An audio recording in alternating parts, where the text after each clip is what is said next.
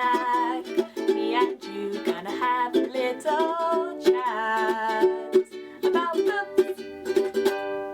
Hi guys! So I am here today to do a review of two books in the same series. These two books are the last two in the Selection series, which is by Kiera Cass. This is a YA dystopian series, or at least the first three are quite dystopian. The final two, which are the two I'm going to be talking about, are more of a continuation series. I'd say the first three are the main series, and then these two are like add-ons to that, and these don't have as much of a dystopian feel to them. These have more of a contemporary feel to them. What is this series about? The first three books in this series follow the Selection, which is a dystopian world where the prince in this world needs to find a bride, and so every time there is a prince who needs a bride, they hold a selection, and the selection brings 35 different girls from various different castes in the system, in the society, together, and they have to vie to become the new princess. It's basically a book version of The Bachelor or The Bachelorette. That's what happens in the first three. In the fourth book, which is called The Heir, and that's the book I'm going to be talking about and reviewing today, we are actually following a second generation of people. So we find out who actually ends up together in the third book, and they go off and they live their lives. The series could have ended there, but then this fourth book comes along, and in the fourth book we're following their daughter. So that's who we're following, Princess Eadlyn. I didn't know that there were going to be a fourth and fifth book until fairly recently. I only found out when I saw them in the shop, and I was like, wait, is there more in this series? I thought I'd finished this series. And I'm not sure it was necessary for there to be more in the series, if I'm perfectly honest. I will say this is a bit of a guilty pleasure series for me. It's definitely not a series I consider particularly good, and I know that going in. But it was a really fun series in the first three books, and I think that the first three books were quite solid, quite fun, quite interesting because of the dystopian elements.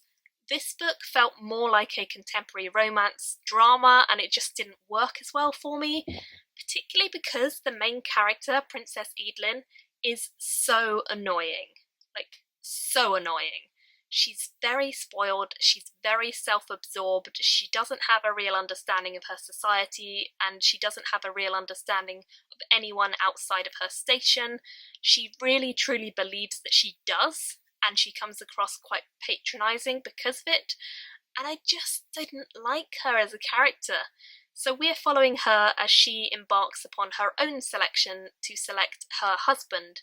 So this time it is a princess selecting from various men, 35 to be exact, and they are from all over the society. They come to the palace and they are randomly chosen in like a draw, and she picks out the choices from each of the different places in their society, and they all come to the palace to vie for her hand. Now, of course, there is all sorts of drama. We have some of the men who just don't get along with her and they're dismissed straight away. She's quite spoilt, so she doesn't even want a man by her side. She believes she can do it all, and so she sends some away because of that. There's some drama between some of the boys and they get into fights. There's some drama between the rest of the kingdom because we hear that there are deaths and horrible things happening outside of the kingdom.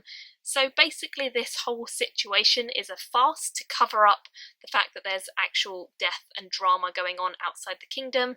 The way that the kingdom decides they're going to deal with this is by holding a selection and putting the drama on TV, like reality TV.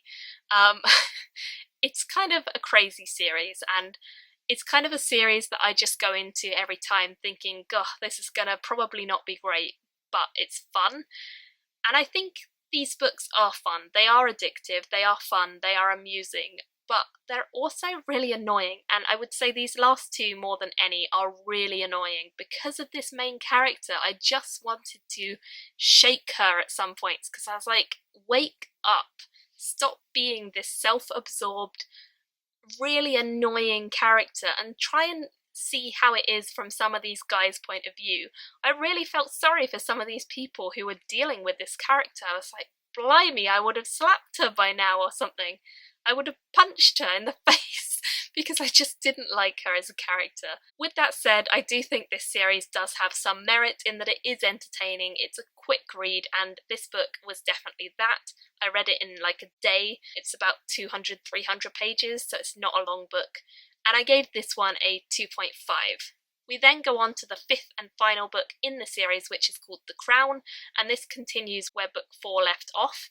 And book 4 has a very, very dramatic ending, which is the only reason it got a 2.5 and not just a 2. The ending is quite surprising, and it took a turn that I wasn't expecting, so I did want to go straight into book 5 to find out how it all ended and find out what was going to happen with the crazy stuff we'd just been told at the end of book 4. Book 5, I feel like the main character, Princess Edelyn, got a little bit better. I won't say a lot better because I don't think that even by the end of the book she was redeemed. I think she had done some really silly things and she'd made some bad mistakes, and I think the whole idea of who she was going to end up with was completely see-through. Like, the whole way through I knew that she was going to end up with the one she did because it was obvious.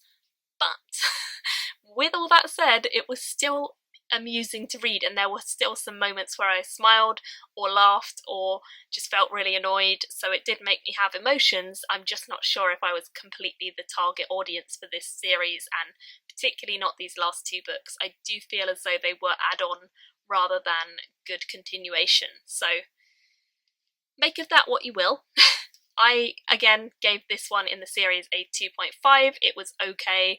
There were some funny, interesting moments, and there was one character called Henry who I liked and was quite sweet the whole way through. He was probably my favourite character just because he was actually interesting and had a bit more to him and was very kind and very endearing. Besides him, there weren't a lot of likeable characters, to be honest, so it just didn't work as an amazing series for me. However, that's just my opinion. So let me know yours down below if you read this or if you want to read this. Am I wrong? Did you guys really enjoy it? I don't know. Everyone's entitled to their own opinion, so let me know yours below. Thank you all for watching, and I will see you all in my next video. Bye! Thank you for watching my video today. Go pick up a book, then come back and chat with me again.